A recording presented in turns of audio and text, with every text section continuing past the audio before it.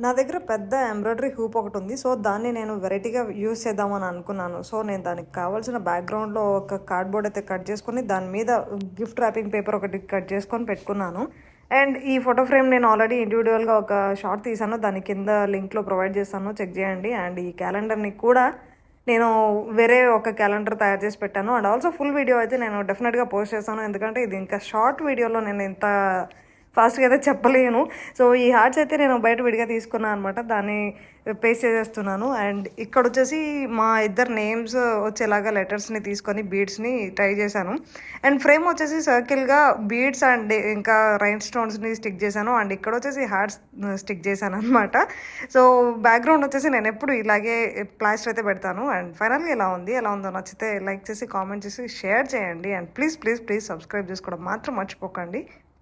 Anniversary decoration అయితే ఇలా చేశాను. నచ్చితే లైక్ చేయండి ప్లీజ్.